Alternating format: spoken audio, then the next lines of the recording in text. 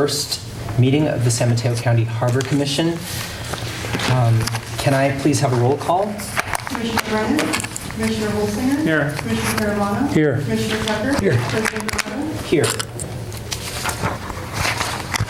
So I am going to identify and designate Peter Grinnell as the District Real Property Negotiator for item number 1. Which will lead us into closed session. So, Is there a motion? is there, yes, I need a motion for closed session. Mr. President, prior to a motion. Oh, I see. Well, we identified Mr. Grinnell, but then I see item number 2 is the public employee appointment, meaning to me the interviews with the legal counsel. Oh, okay, I'd suggest you identify your real property negotiator now, though, because then you can just move through all of your closed sessions without Okay, coming fine. back into open session. So the real property negotiator has been identified. So do I hear a motion to go into closed session? So moved. A second.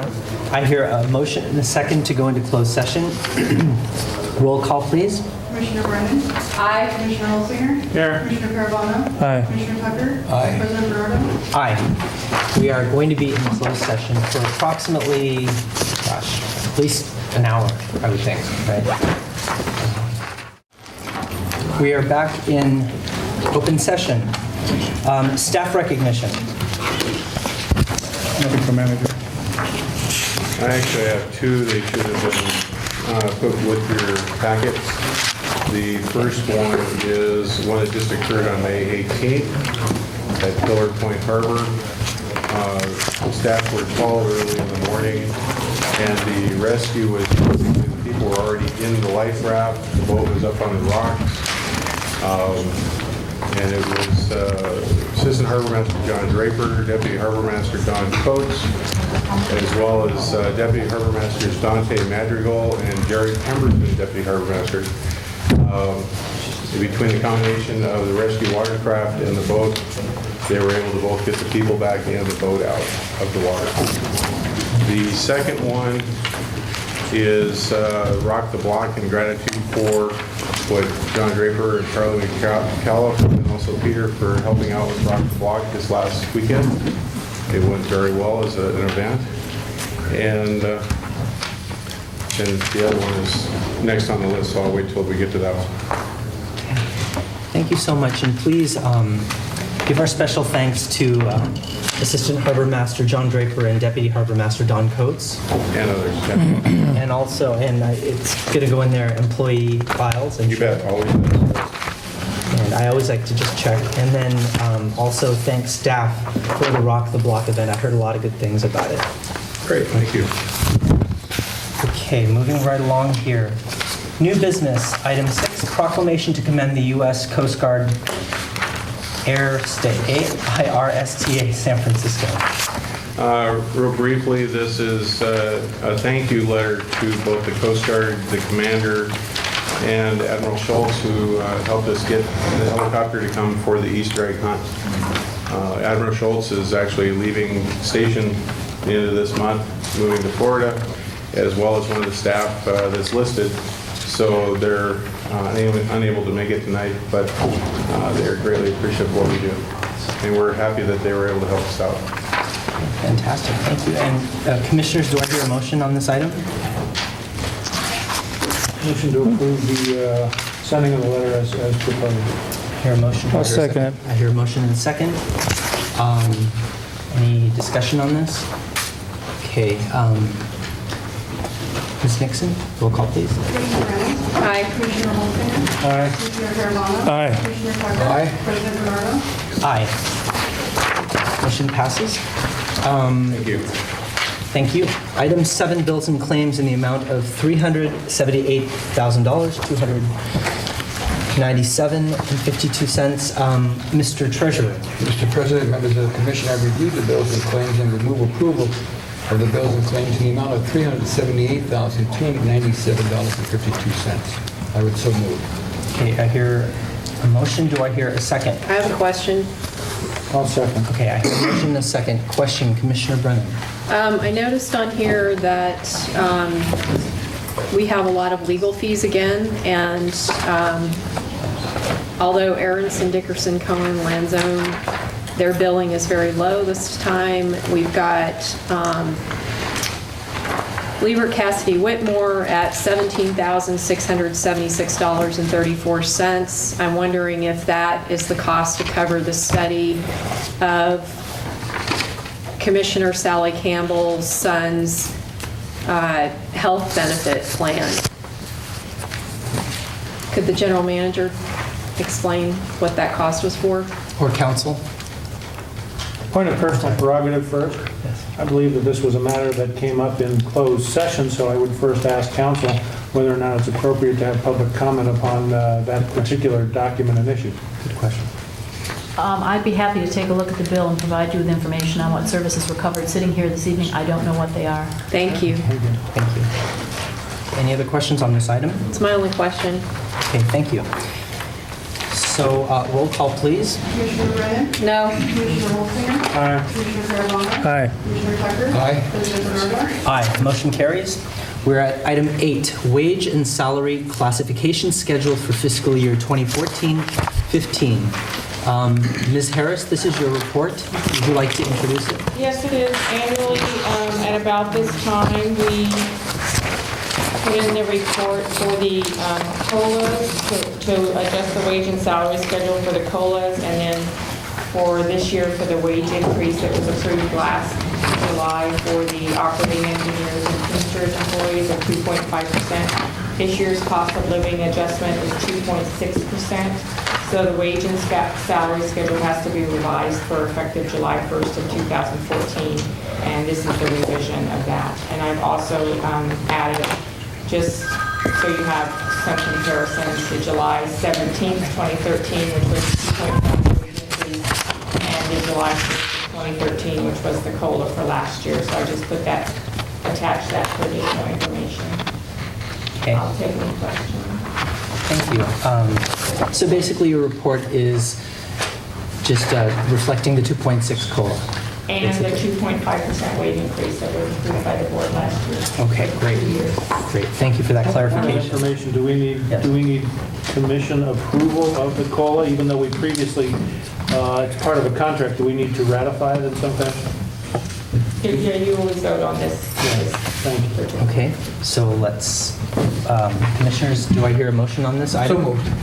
I hear a motion, do I hear A second. a second? I have a question. Okay, Commissioner Brennan, your question? Could you just remind us and the public of what the agreement was with the raise? The agreement with the Teamsters and the operating engineers is that they received a 2.5% wage increase for 2 years, and that was for 2013 and 2014. Thank you.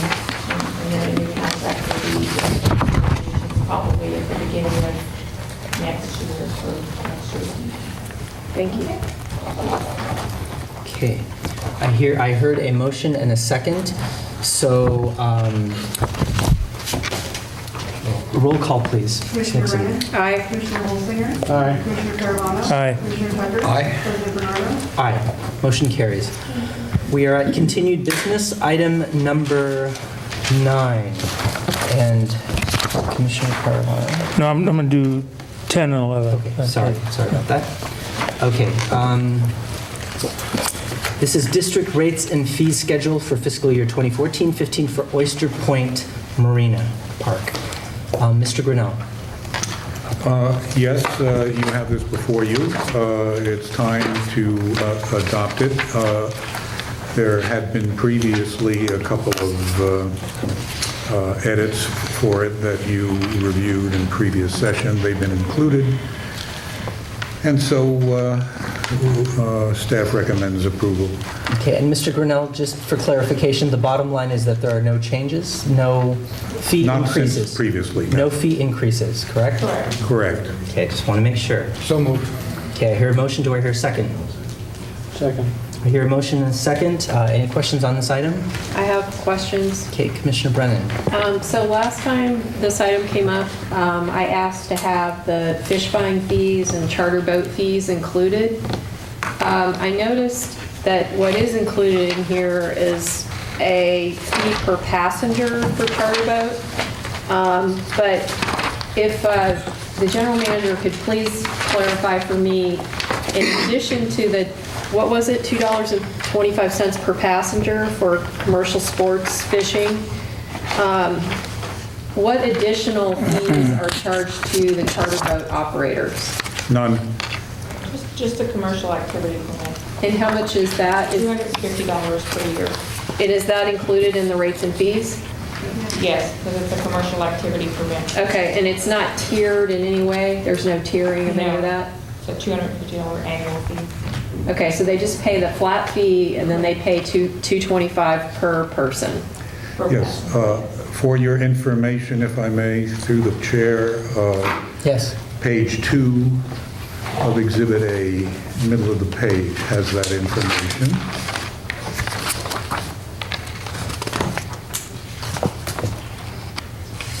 Okay, I see it.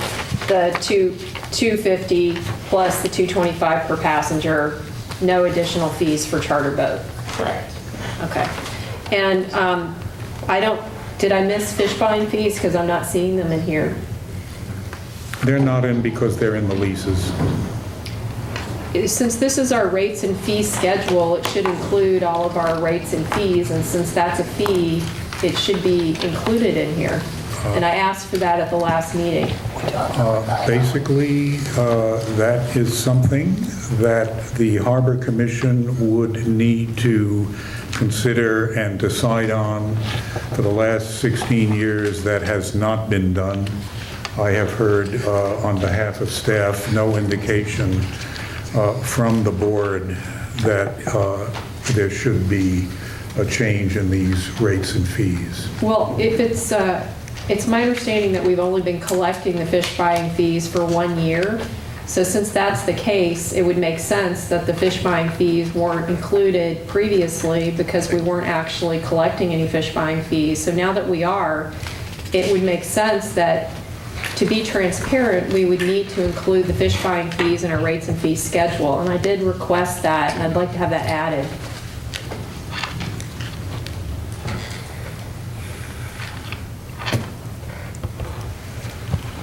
Could you please add that to the document? I asked for that last time. I'm speaking to the general manager. That would be a board decision. Okay, any other questions, Commissioner Brennan, for the general manager on this item? Does anyone else here, do you understand what I'm talking about? We're missing some fees in this document. We're on Oyster Point right now, so I guess Right. we'll talk that as well. Right, we're talking about Right. Oyster Point here, Okay. so Okay. any other questions on this? Nope. Okay, thank you. I have a motion and a second. Roll call, please. Commissioner Brennan? Commissioner Brennan? I'm going to abstain. Commissioner Olshausen? Aye. Commissioner Peravano? Aye. Commissioner Tucker? Aye. President Bernardo? Aye, motion carries. We are at item 10. Mr. President, I'm going to recuse myself due to conflict of interest based on economic causes for items 10 and 11. Okay. Thank you. And I have a question when it's my turn. Let's just wait for the commissioner to...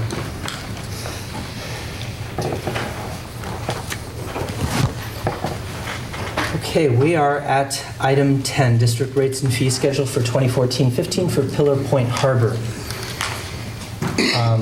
Mr. Grinnell. Yes, the same comment that I made for the Oyster Point rates and fees applies here, so staff recommends approval. I have a question. Perhaps a point of information. Is it correct that this rate and fee schedule is what's available to the public who may seek to interact with and do business with the district in some fashion? Is it correct that this rate and fee schedule is for the general public who may wish to engage in some activity or do business with the district? That's correct. Okay. Okay, and Mr. Grinnell, would you like to introduce this item? Or... Staff recommends positive action by the commission. Okay, and again, just like I asked in the previous one, there are no fee increases in this. Correct. Correct? Okay. Motion to approve. Second. Okay, I hear a motion and a second. Questions? Commissioner Brennan, you had a question, I think. I just wanted to state for the record that I can't support this rates and fee schedule because it doesn't include all of our rates and fees. And so for that reason, I'm going to vote no. Thank you. Okay, thank you. Any other questions? I have none. Roll call, please. Commissioner Brennan? No. Commissioner Holsinger? Aye. Commissioner Carvano? Commissioner Tucker? Aye. President Arnold? Aye, motion carries. We are now at item number 11, wholesale fish handlers leases, update on review of lease fees and charges and possible next steps. Mr. Grinnell. Yes,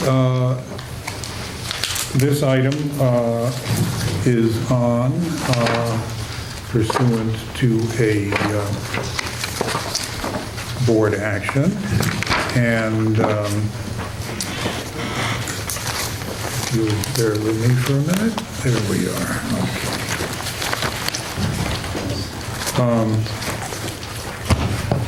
Okay.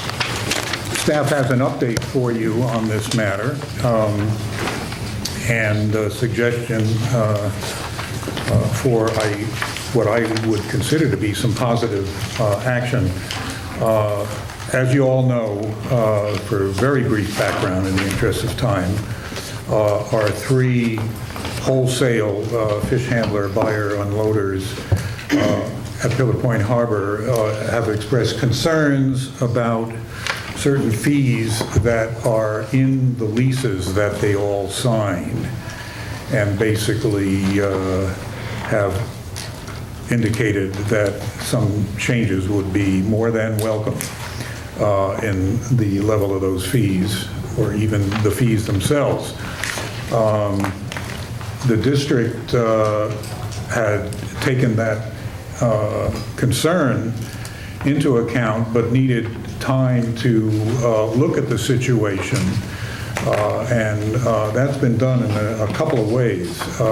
Number one, the district and the Harbor Commission in particular now has the benefit of 1 year's worth of data from the fees collected from each of the three lessees. So we have a track record of money that has been contributed pursuant to these leases. Second, the board did ask for a comparative study, brief but incisive, of lease conditions and fees in a small sample of harbors, basically about 6 of them.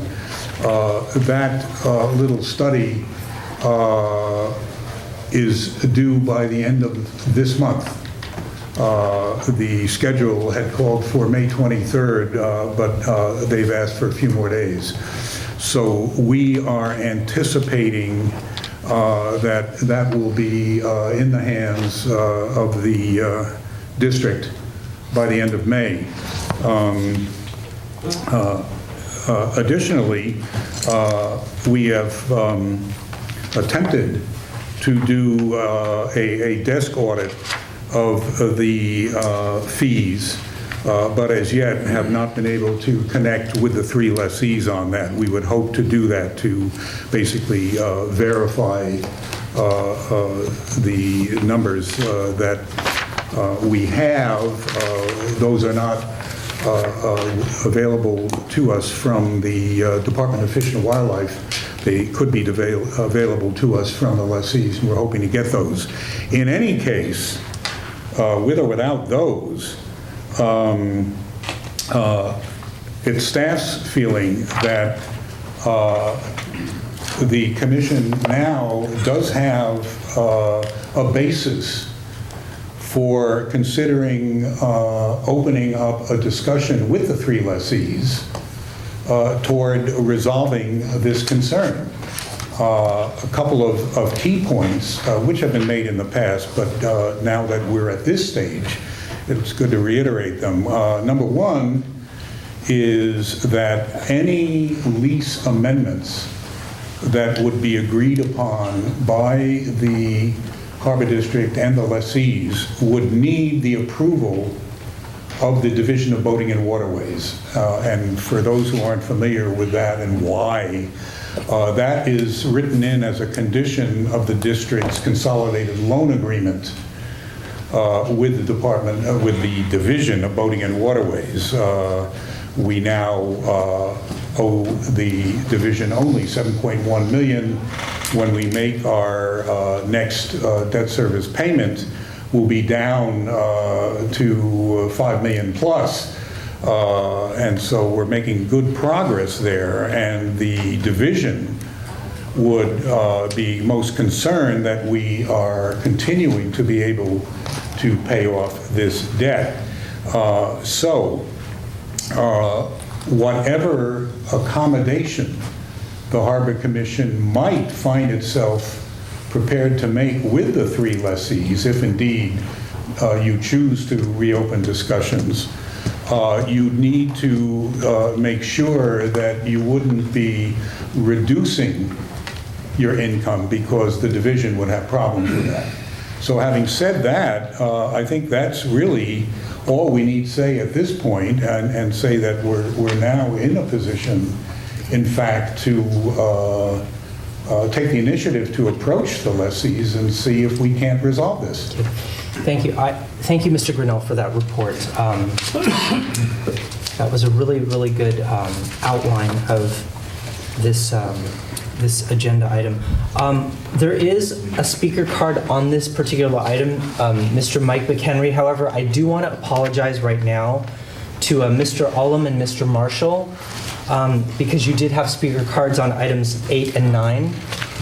And if you would still like to speak on them, I would have you take the floor and speak to those items if you'd like still. Will you listen to this? No, that's okay. I don't think you would have listened to what I had to say anyways. Okay. No. So, Mr. Marshall? Mine is on number 11, which Okay. was a change that happened right at the last minute. I apologize for that. Okay. Oh, so yours is at 11? Yes, sir. Okay, so why don't we have Mr. McHenry first, and then...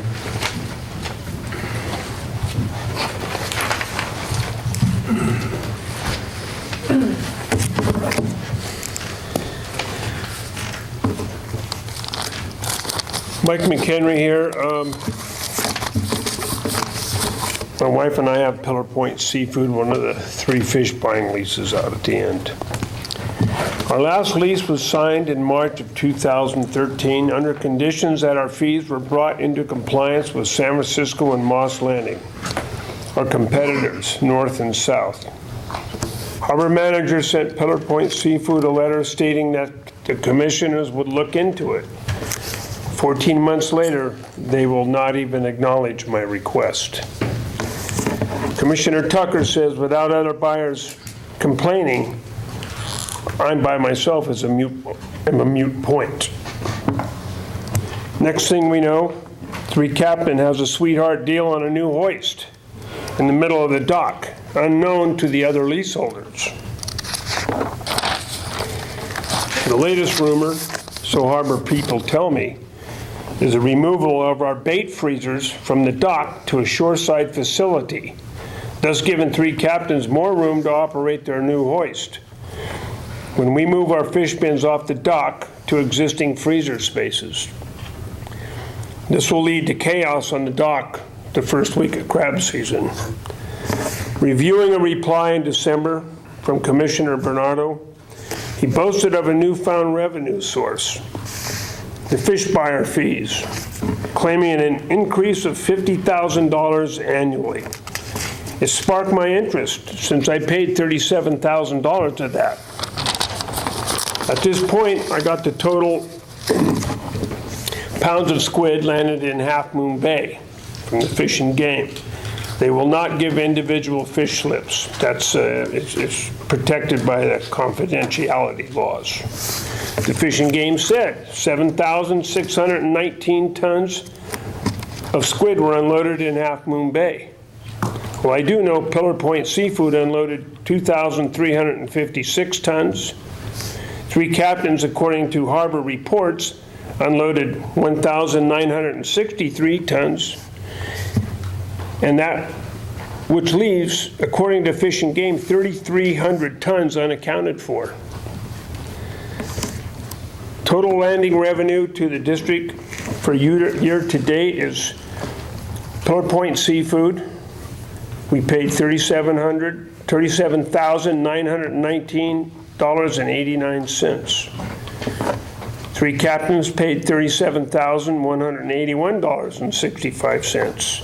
Morningstar, a smaller operation, paid $6,464.93. Now, oddly, in April, the slowest month of the year, Three Captains pays in $10,083.15 for retail sales to bolster the present landings up to $37,000. Where did they get $10,000 worth of sales in April? I don't know.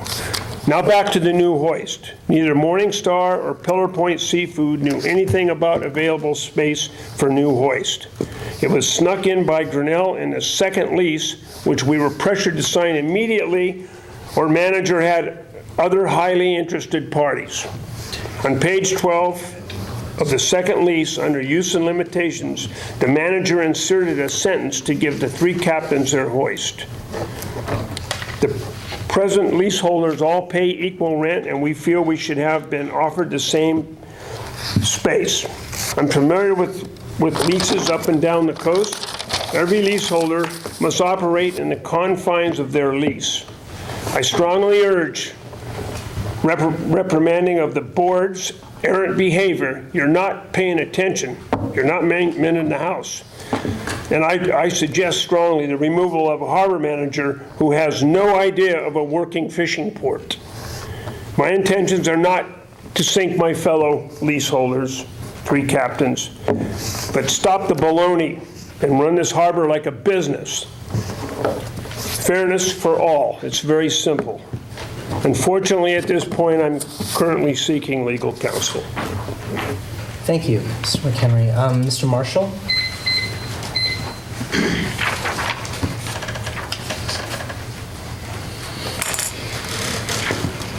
Did everybody get a copy? Just to start off. Of the two Very well. letters? Yes, just to make sure.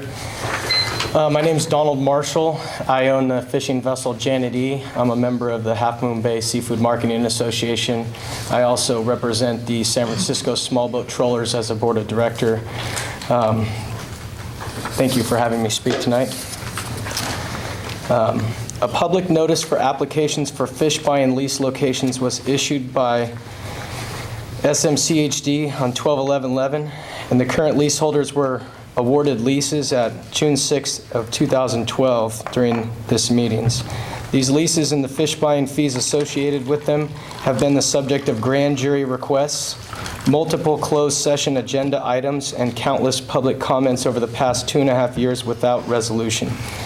We, the members of Half Moon Bay Seafood Marketing Association, are largely dependent on the fish buying businesses on Johnson Pier for the unloading and marketing of our catch. The sustainability and fairness of these leases for all three fish businesses, both in lease amounts due and fees applied, have a direct impact on the commercial fishing fleet as a whole. As stated in our letter to the SMCHD presented on July 17th of 2013, which is attached, we do not support fees that will ultimately be paid by the fishermen. We do, however, support the owners of Morningstar Fisheries, Pillar Point Seafood, and Three Captains Seafood. As these businesses have supported the fleet for decades, we expect our harbor district to provide legal, equitable, competitive, and sustainable leases and lease locations for these leaseholders and for all SMCHD leaseholders. Unfortunately, based on the handling of this process thus far, we do not have confidence that these leases and fees can be successfully and fairly reviewed without the help of outside negotiators and without oversight to the process. Therefore, we respectfully request that the San Mateo County Harbor District create a transparent process for these leases and fees to be reviewed by an independent party. Good enough? Thank you. Thank you. Okay, also on item 11, we have Mr. John Ullum. learned something new tonight. I hope you guys are paying attention. When they negotiate your leases, their releases, or any negotiation they do, they need to get the approval of the DBW before they can do anything. So your landlord is not these guys. The landlord is the people who own the harbor, which is the DBW. And why they need that $50,000 from you guys, or why they need more money from you? In 2008, the Harbor District was in jeopardy of defaulting on the loan that it has with the DBW. They were at the point where they sent a letter to the board, or to the DBW, asking them to renegotiate because they were going to be in default. I know you have denied that, but here is the letter. I'll be glad to show it to you. It was written to Ken Lundy, came from the DBW. It was in response to, I believe, a business plan that Mr. Grinnell sent them. So the district has constantly been in financial trouble for the last decade. Almost ran out of money in 2008. And so now they're hoping to continue to go on and get any money they can, and the best they can come up with is get 50 or 60 or 100 grand out of you guys, even though they're structurally running about a $2 million deficit. So that's what you're up against. Not just them, not just him. You're up against the bank, because the bank is going to decide whether they can renegotiate these fees that never existed a year ago. I have to ask Mr. Grinnell, what input did the DBW have when you made up these fees? Did they have any?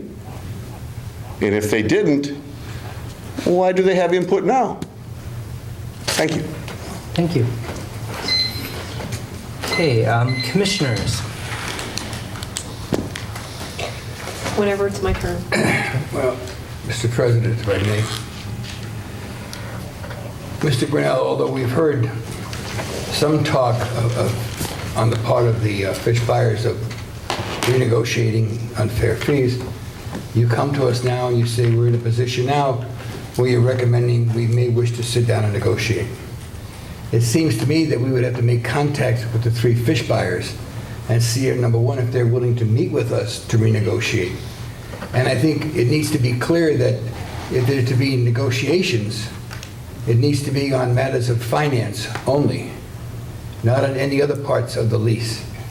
But I don't think there are other problems with the leases. I think pretty much it's the finance. And just by way of a little background, and by the way, I'll be one of those to support asking the manager if the three fish buyers are willing to negotiate, because I certainly would be willing to negotiate based on your report to us. It seems to me also that we have to be careful how some things are thrown around about finances.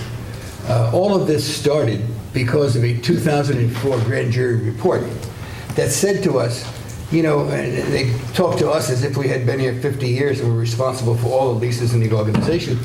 They said, you know, you have sweetheart leases. They're verbal words, not mine. With a lot of agencies down there, a lot of lessees, a lot of tenants down there have sweetheart deals. And it had nothing to do with us. And in the years that they were made in good faith, they got 20 or 30 years, as I would ask for as a business person. Nothing wrong with that. Rates were set. Now they said, you're not getting enough money. The Department of Building and Waterways said to us, you're not getting enough money. So during the course of us owing them almost $19 million, we did go to Sacramento, and I went twice, and renegotiated for a lower tax rate, a lower interest rate. So now we're trying to answer the grand jury, and we're saying, okay, when the leases come up, we'll deal with it.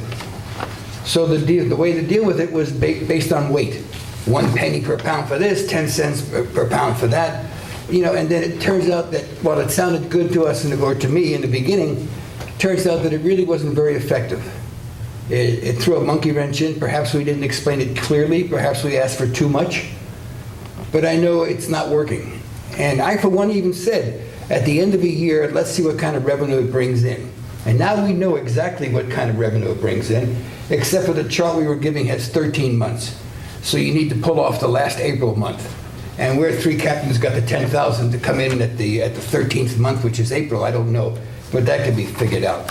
So what I want to say is that I'm willing to work with the fish buyers, as I would imagine my colleagues are. But the thing is, you need to check with the fish buyers to make sure they want to work with us. And I think it takes all three. But I suspect all three will want to work with us. And then let me just add one more thing, and I'll turn it over to my colleagues, who I'm sure have much to say. It seems to me, with all due respect, Mr. Manager, that you have been worked into a corner, whether willfully or woefully or without realizing it. But to have you renegotiate with the fish buyers would not be a proper move, I don't think. So if we're going to negotiate, and they want to negotiate, we need to figure out who is going to negotiate for us. Either we go to an outside person, which was suggested tonight, we go to some kind of juxtaposition here on the commission, I don't know. But someone other than yourself, with all due respect, needs to become more involved in this. And hopefully, if they want to negotiate, the fish buyers will have the same representation and the same calm that they've expressed most of the time during these negotiations. So those are my thoughts about Mr. Chairman, Mr. President, and I'll yield to my colleagues. Thank you. Thank you.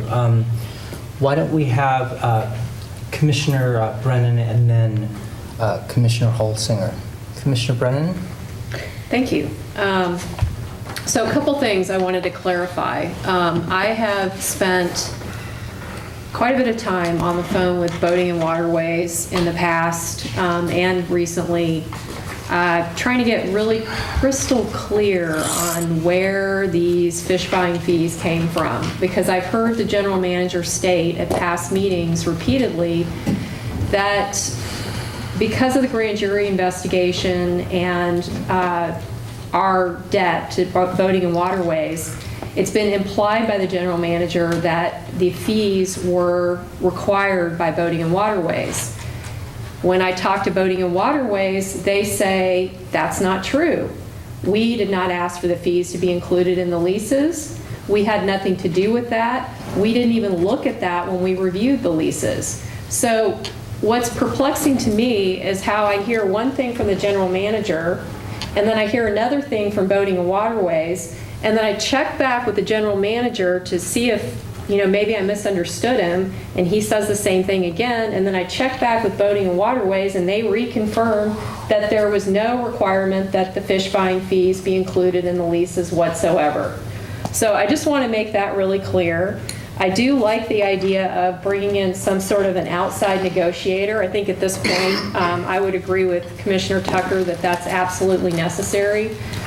We certainly don't want to make the same mistakes we've already made. And in reviewing the fee data, which seems to be a moving target, it appears that this data is not accurate. That this may be what people have paid, our fish buyers have paid, but they clearly haven't paid the right amount when you look at what was caught in Half Moon Bay. So this data is absolutely meaningless right now because it doesn't represent what was caught. It only represents two fish buyers apparently paying what was owed, and another fish buyer only paying part of what was owed. So I don't think we can base anything off of this data. We've got to,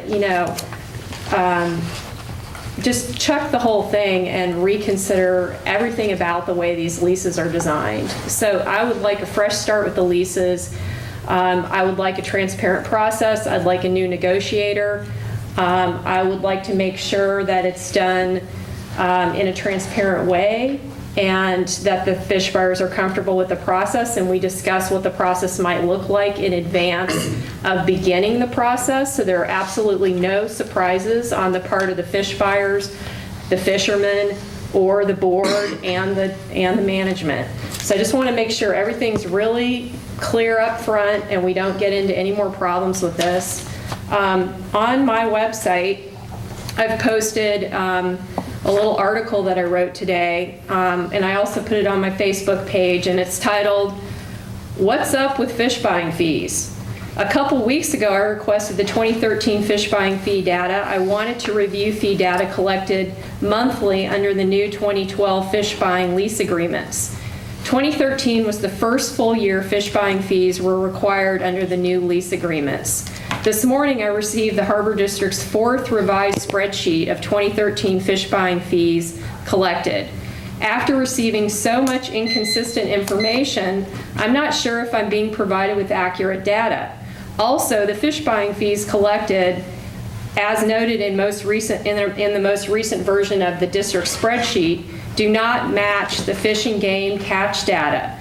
It appears the district has been significantly underpaid based on our current fee requirements. I wonder why fish buying fees have not been collected accurately and why management did not alert the board about the problem at all.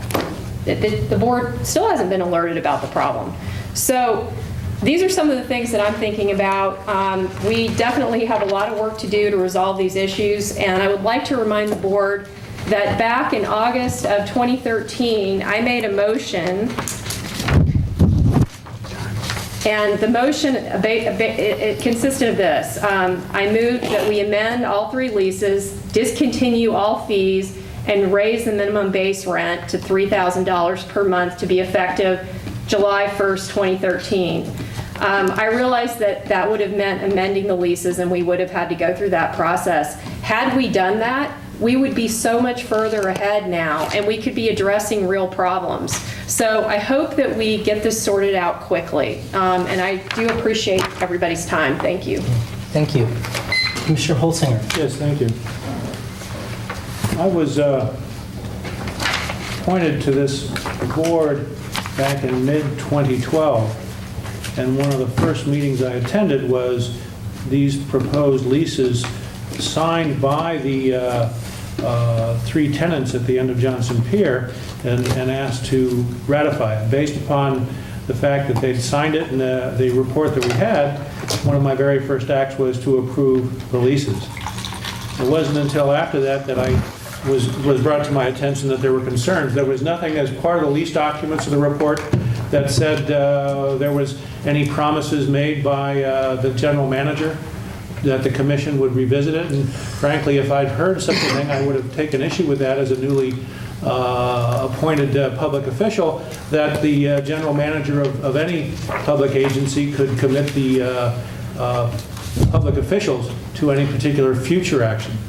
That being said, as this came about, I decided to undertake to investigate this. I tried to find comparable rates at different harbors up and down the Northern California coast, and had a lot of difficulty doing it because it was mixing apples and oranges. Everything was different. What I did find was true anecdotally was that the offloading fees for the wet fish was disproportionate in relationship to the value or prices paid for those particular catches. And so I believed and have discussed at appropriate public times that those fees might merit revisiting at the very least. As this discussion went forward,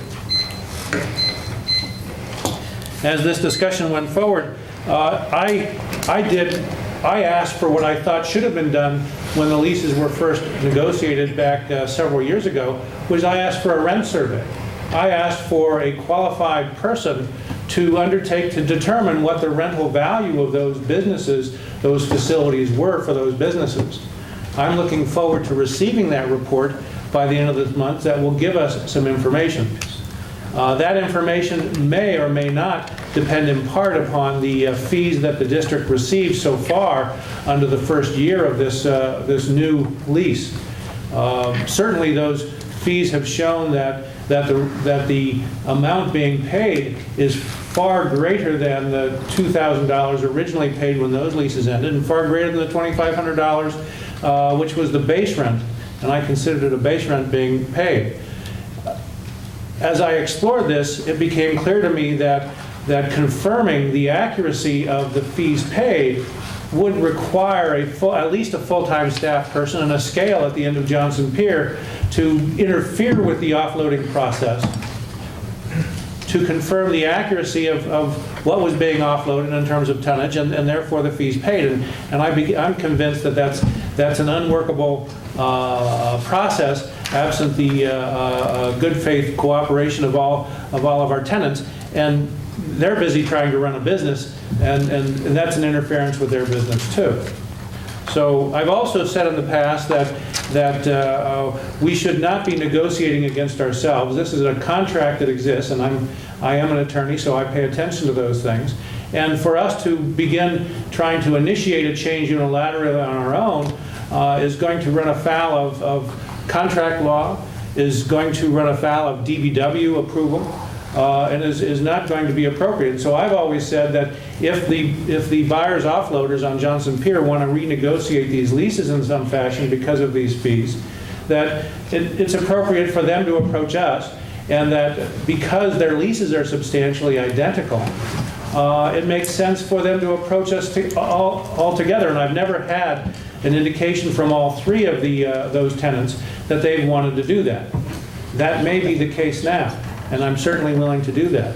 As an attorney as well, too, the notion of having public negotiations runs afoul of my understanding of the law. If those negotiations can be public, rather than do what we've done in the past, which is to appoint a negotiator, have closed session discussions, and communicate with the tenants through the appointed negotiator, then I'll look to council for that guidance of how we can do this. As we appoint a negotiator, it may be that the three tenants would also want to appoint a negotiator, and perhaps we can explore what kind of process we have, what can be public and what can be private. But this is an arm's length transaction. This is fish buyers and offloaders who are making their living at the end of the pier. They want to make as healthy a living and earn as much money as they can with the hard work of themselves and their employees. Similarly, the district is a property owner, and our job, as was suggested by the grand jury in 2004 and was suggested by DBW at about the same time, our job is to represent and protect the public's interest, which means to get as rental what these facilities are worth. So I'm happy to move forward. It sounds as if the offloading fees and buying fees are simply not workable, and we'll have to see what the reasonable rental value of those facilities are and perhaps begin the process. I don't know that we need to renegotiate the entire leases, and I'll close with this because the only thing I've heard at issue is the offloading and buying fees. Thank you. I need to make a point of clarification. Okay.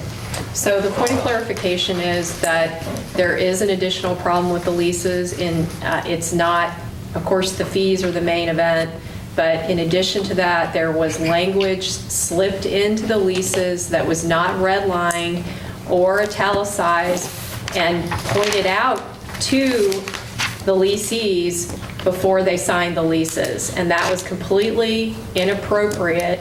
And for that reason, that language that was slipped in at the 11th hour without their knowledge needs to be reevaluated. And I can speak to exactly what that language is. Thank you. Is there any other questions, Commissioner Brennan?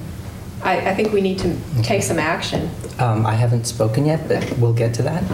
Okay, so I would just like to say that I completely agree with my colleagues that, if I'm hearing everyone up here on the dais correctly, if all three fish buyers agree, then yes, let's reopen them and let's do a fresh start.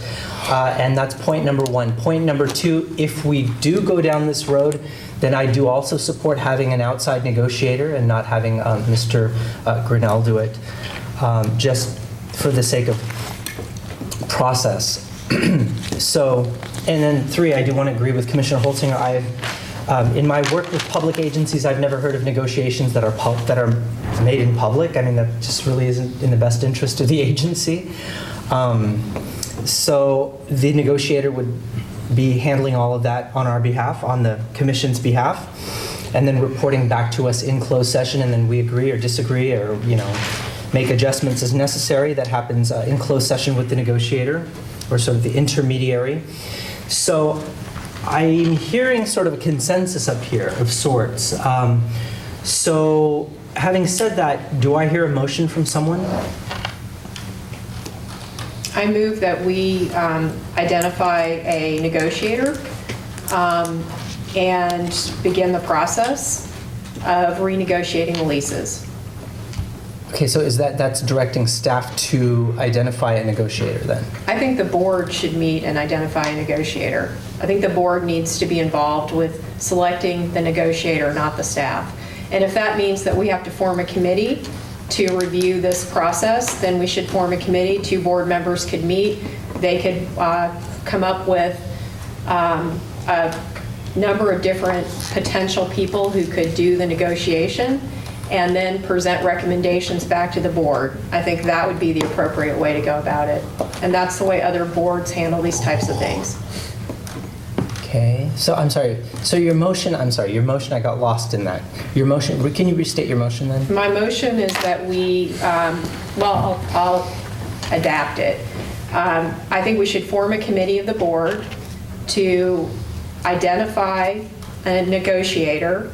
We should renegotiate, help me here. We should renegotiate the leases with a negotiator that the board agrees on. And the committee can make a recommendation, hopefully the board will accept. And then we should renegotiate the leases. Okay. Okay, I hear that motion. Create a committee, identify negotiator, renegotiate the leases. Do I hear a second? Okay. I have an alternative motion if this doesn't get a second or if it fails. May I try? Oh, please. I didn't get a second. Okay. Commissioner Tucker? I want to be clear. It's important for me to get involved, or for me representing us, to get involved in negotiations as it pertains to the costs and the finance only. I'm not in favor of opening the leases and starting from scratch and going through everything we went through before. I'm in favor only now of meeting with the 3 fish buyers, should they wish to meet with us or a representative of us, as it pertains to the fees that they pay now, and as it pertains to eliminating the actual animal or fish involved and going for a flat financial rate.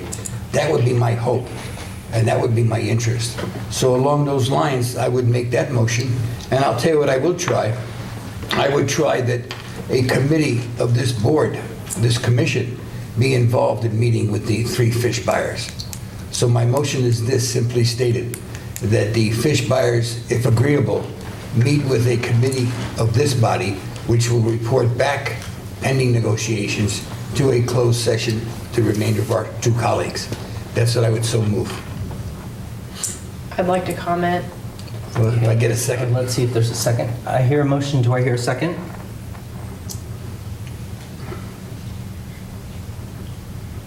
Okay. Okay. Next. Thank you.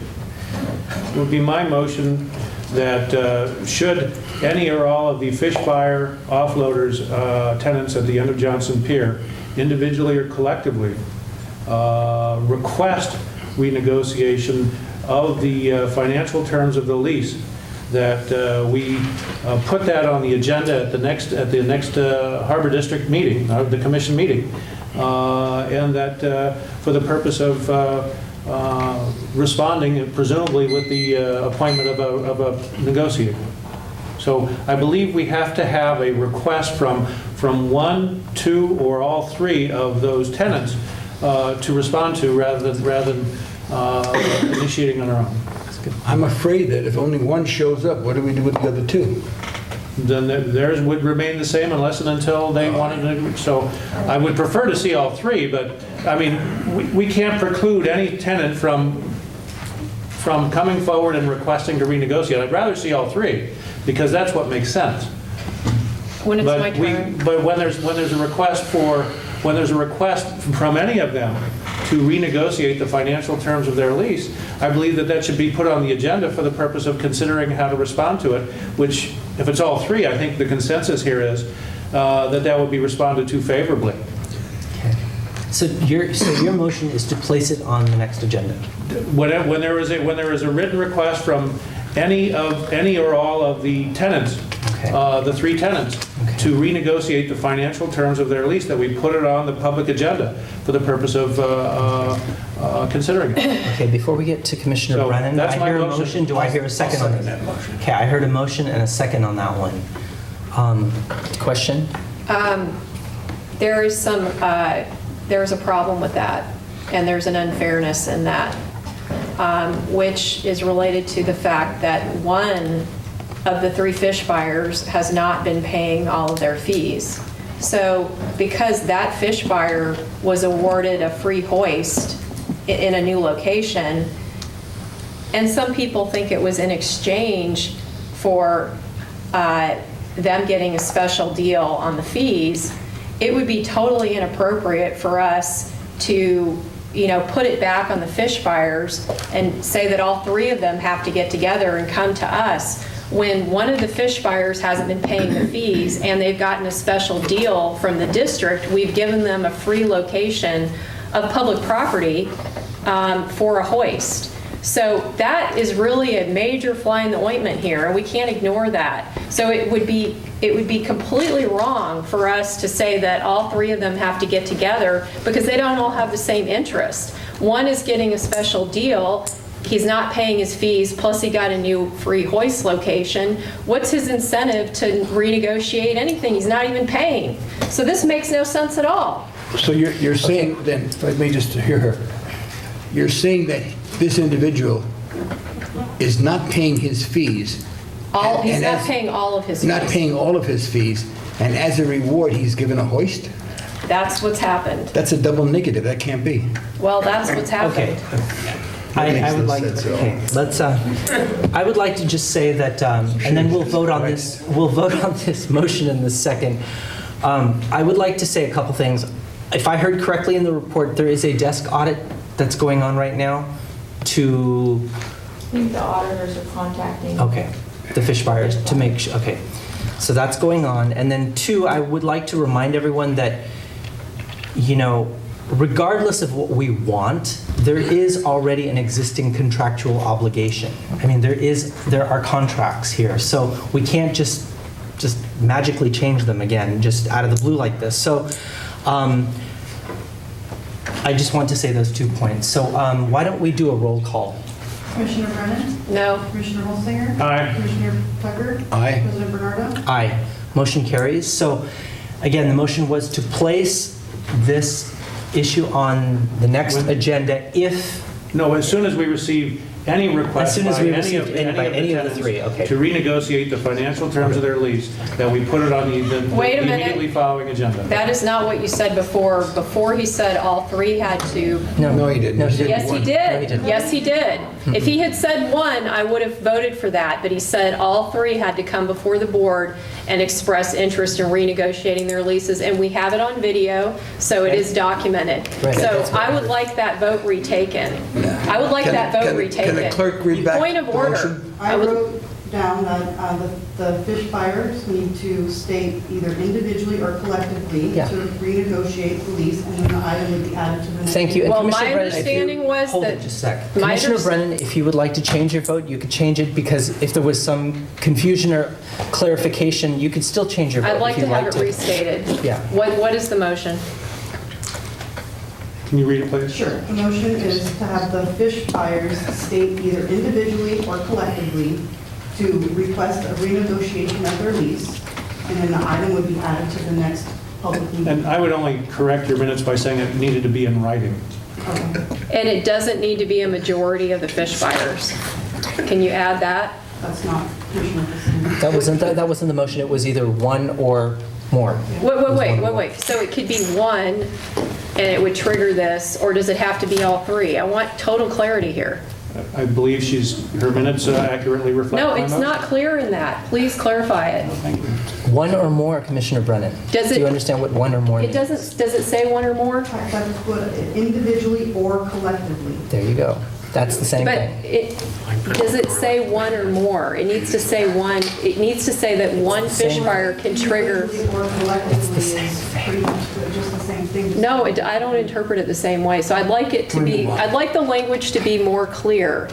Are we in agreement that the language should include the ability for one of the commercial fish buyers to come forth and present us with a letter in writing asking to renegotiate, and that will trigger a renegotiation of the... It's the same thing. It was the same thing. 1 or more is the same thing. It's not clear. It's not clear. Mr. President, What's the point intention of the order. motion? We've had a motion seconded and passed. Right. We've had clarification and Right. reading back by the minute taker that's been accepted by the maker of the motion.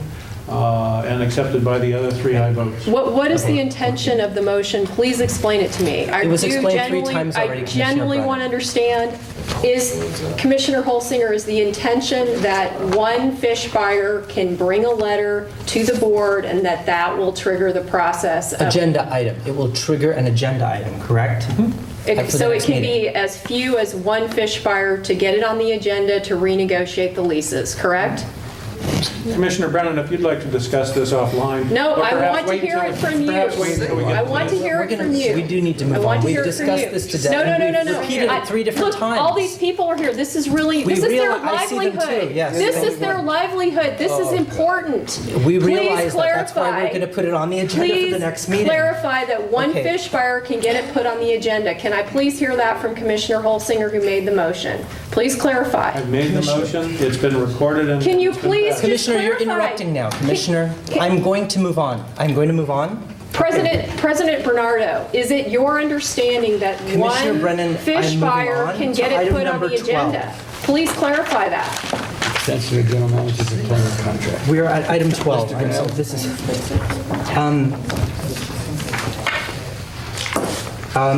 Mr. Grinnell, item 12, what are we going to do with item 12? I think you Which is said extension continue to- it because you're missing a piece of paper? Or missing some information? Yeah, I would suggest that this be put over to the next board meeting. So moved, Mr. President. Thank you. Okay, thank you. We are now at public hearing. We have 10 minutes. We're at public hearing on the continuance of hearing preliminary operating and capital budget for fiscal year 2014 and 15. For this item, I believe I have a couple of public speaker cards. So first, I'd like to declare the hearing open. Mr. Grinnell, the report of notice has been given, yes? Yes, it has. Okay, so Mr. Grinnell, the staff report and recommendation, and then we're going to get to public testimony. Okay. You have the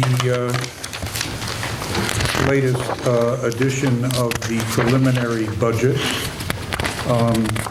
And Just Mr. as Grinnell, I'm sorry, and just to kind of speed the process up a little bit. Yes. Can you give us kind of highlights? Were there changes from the last iteration? Because this, Yes. and explain the process, how many times we do this and why we do this. Can you just kind of Sure. go through that? We do this process every year. Okay. And the Harbor District's process includes starting with a first draft preliminary budget right after mid-year performance to budget figures are available, and then proceeding through adoption of a final budget. On May 7th, you adopted a preliminary budget which triggered a statutorily required period of public review and comment.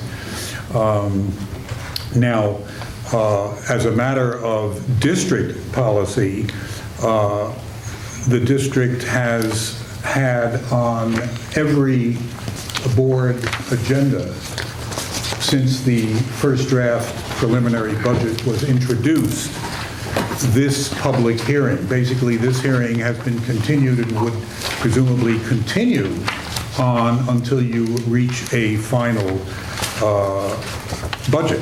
And this enables the public to comment at any or all of these hearings.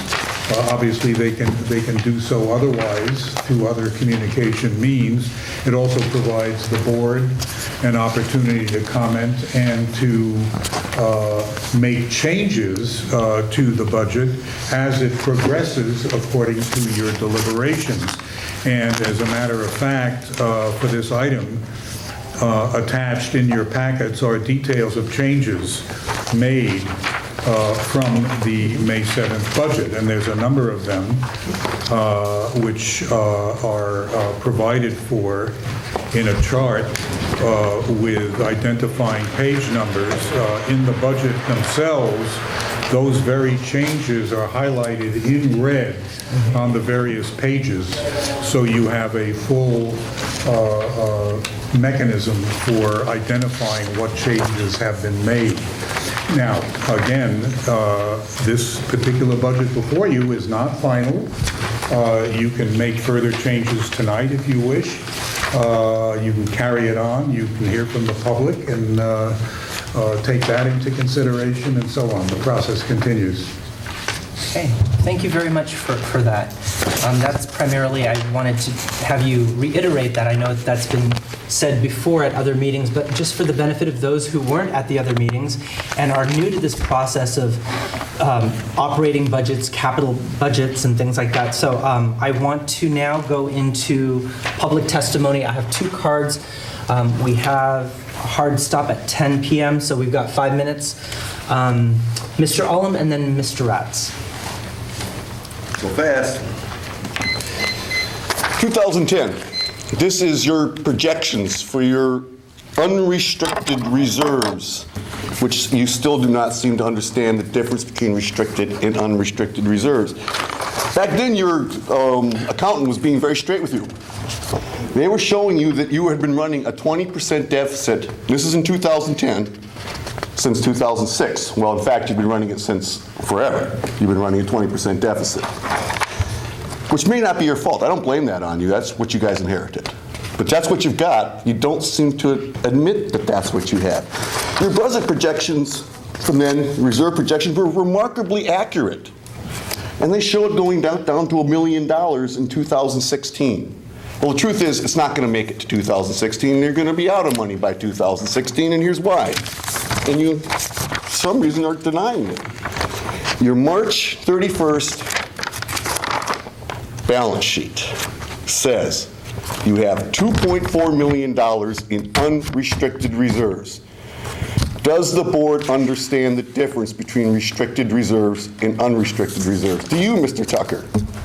Would you like me to answer that question? Yeah, sure. Do you understand the difference between... We have one restricted reserve, and that's the Department of Boating and Waterways, $4 million. The rest are free to be taken at any time. The liabilities that you have to pay. About $10 million right now. And so you've got $14 million in the bank as of March 31st in reserves. Sounds good.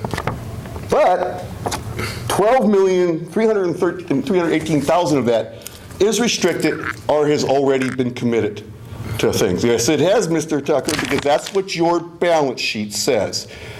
You can shake your head, you can try to explain it to someone else, but your balance sheet says $14 million on March 31st, $12 million of it is restricted or is a liability that you owe somebody for. You can't spend the money. You can pretend you can shift it around, but in the end, you cannot spend your restricted reserves. That's why they are listed as restricted reserves. Now, unless they aren't restricted reserves, and all of this is just BS, then your staff he knows it's not BS. He knows this is the truth. Ms. Galazar was here, and she told you, you're running a 30% deficit. You're spending up your unrestricted reserves. You got $2.4 million left. You got a $2.5 million cash deficit already built into your 14-15 budget. Now, you can quibble on what million I'm off by, but the truth is you're running a 20 to 30% deficit every single year. That has to end. You could only do that for 5 years, and that's 100%. We'd be zeroed. How could we have done it forever? Because I'm looking at the cash flow reports, Mr. Tucker, and you know how to read cash flow reports. You're right. Public comment, please. You're right. And so if you want to play stupid, and I know you're not a stupid man, you're not making yourself look good or doing yourself any points. I'm looking at the cash flow reports every year since 1999. They show negative except for 1 year. The year you made the deal with the WTA. That is the truth. You've taken money out of reserves every year since 2005. The only reason you had those reserves is because you got to defer on the payments for 4 years. Yeah, thank you. It's not consistent. Thank you. We have just very, very few minutes left. Mr. President, did you want to? If I may make a point of information, you've just heard some inaccurate information, which I think in the interests of public transparency needs to be corrected. Terminology is important here. As a matter of fact, there is only one restricted account for the Harbor District that the Harbor District is not at liberty to spend. That's the approximately $1.7 million set aside in a restricted reserve for boating and waterways collateral on the debt. All the other restricted reserves have been established by the Harbor Commission and are discretionary. At your decision and choice, you can add or reduce the amounts in those restricted reserves. I'll give you just a couple of examples for the public in the interest of time. We have an emergency reserve. That's there in case we need to make emergency repairs, such as during 98, 99 El Nino year, when there was some damage at Pillar Point Harbor. As a matter of fact, for years, we maintained that emergency reserve at approximately 3% of the annual budget. That was about $600,000. Currently, that emergency reserve is about 13% of this preliminary budget. It's a lot bigger, and it is within the discretion of this commission to draw from that reserve if you find it necessary for one reason or another. For example, if there is a capital project that needs additional funding. The point is you have the flexibility with all of those reserves.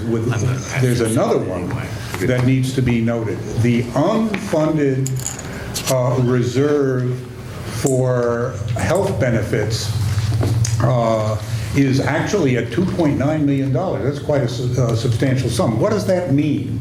That means the amount of money which today the Harbor District needs to consider for future payouts for that benefit. However, as a matter of fact, that is keyed not to some kind of actuarial calculation based on lifetime benefits or retirements. Not at all. For this Harbor District, that benefit is keyed to number of years of service once you're vested at 12 years. And then person by person, from time to time, the district would draw down on the amount. It is only prudence that dictates what the Harbor District has done to set aside that full amount. You still can adjust that amount because you're not going to be spending $2.9 million next year or the year after, unless everybody left. And Governor Christie. You see. So the key to remember is, in fact, you do have flexibility, and those restricted accounts, all of them, except for the boating and waterways collateral, are at your discretion. Thank you for that. I just want that clear for the public. Thank you for that clarification. Thank That was you. very, very helpful. We are now at We have 10. another public comment. We do. We do. Let's do the one comment, and then this item will move to the next agenda at the next meeting. So, Mr. Ratz. Just so we do it appropriately, I'd move to extend the time for the purpose of the one speaker's 2 or 3 minutes. Okay, then let's do that. Do I hear, wait, I heard a motion to extend the time. Do I hear a second for that? I'll second. I hear a motion second. All in favor, say aye for the public speakers. Aye. Aye. Okay, so I have Mr. Ratz, Mr. Rogers. Thank you. Mr. All and Mr. Fitz. First of all, I'm going to pick up where I sort of left last time, but first I'd like to commend the staff in terms of clearly demonstrating what the changes were between the 5.7 budget and the 5.21 budget. That really simplified things. It really helps. Secondly, I don't want to be argumentative. I want to be supportive, and what I have to say is really not an attack, but is to raise a semaphore of caution and prudence. I'm going to work from basically two documents. One is the investment report of March 31st and the current budget. And if you look at the two projected, the 13-14 deficit, 14-15 deficit, the total forecast deficit is 2.69. The unrestricted cash on the 331 was 2.4, which means that unrestricted number there is underwater by $176,000. But there are other available reserves from the March 31st that I would call their unrestricted designated reserves.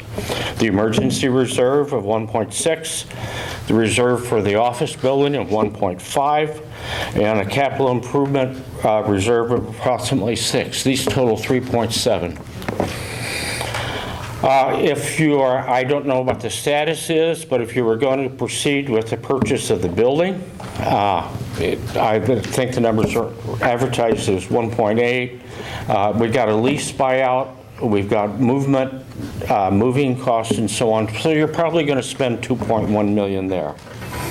And we take the shortfall from the unrestricted reserve, leaves a total cash available of $1.455 million at the end of the 14-15 fiscal year. And but also note that the new budget eliminates a lot of the capital spending is only $190,000, and also that in the O&M project, that there was over $1 million of O&M money taken out of the budget. And also the significant item is the Romeo Pier was taken out. And if you're not going to proceed with that, then you ought to cancel the engineering fees and so on, and not spend that $60,000 unless you're going to really do it. One final thing. The last comment of the additional items in the budget, this comment about not including funds financial statements, I really regard as nonsense. Taking those out really avoids giving you, the commissioners, the information you need to put the budget in context. Without understanding how those fund balances are moving and changing, you're operating in a vacuum. You're just creating a spending plan and approving it, and that's the end of it. Those statements just don't make sense. And taking those schedules out of the budget and not looking at pro forma cash balances and fund balances is irresponsible. A budget is no more than a financial statement. It's a pro forma operating profit and loss statement. Please ask the staff and get those fund balances forecast. The summary of my remarks are more here. I've prepared attachment documentation for the staff and all the commissioners. Okay. Thank you. Thank you. Okay, Mr. Rogers. I'll refer to next meeting. It's after 10. It's after 10. We only need 3 minutes. Thank you. And To adjourn. okay, well, what I thought we were going to allow the My motion was only the next speaker, because that's all. No, we voted to allow. My motion was the next speaker and was for the 2 or 3 minutes. President You've had the Bernard- next speaker and it's been 6, so. President Bernardo called the speakers, and the speakers should be able to speak. They've already been called. there were only 2 others, so. There were 3, and you can't wait 3 more minutes after shutting us out? We were an hour and 15 minutes late, for crying out loud. I mean, what's It's up the with least that? we can do. We made the public wait. Okay. We are here to serve the public. I'm sorry, but we called them, we need to let Let's them have speak. let's have I'll defer to Mr. the president, but I would suggest that because of the time, we should limit it to the 2 minutes. Okay, 2 minutes for Mr. Fitz and 2 minutes for Mr. Ullum, please. I thought Mr. Olson Mr. Ullum said- got in again? He's already had his time on this subject. Oh, don't worry, I didn't tell him that. Jeez. Steve Fitz, a longtime fisherman out of Pillar Point Harbor and a board member for the Half Moon Bay Seafood Marketing Association. Tonight, I'm delivering a letter for the public record on behalf of our association. It's regarding the Tiger Grant application, a subject that we discussed at length and in the end voted unanimously to take this position. By the way, this letter has been mailed by our membership to the Department of Transportation and the elected officials listed on the letter, and I have a copy for you all. To whom it may concern, the Half Moon Bay Seafood Marketing Association is a collective of commercial fishermen in Half Moon Bay, California. Our fully inclusive organization represents commercial fishing producers of all gear types, all local target species, and all sizes of fishing businesses working out of Pillar Point Harbor. We also represent, quote, one of California's top-performing commercial fishing fleets that generate an average of approximately $6.5 million at the dock each year, over $150 million since 1990. End quote.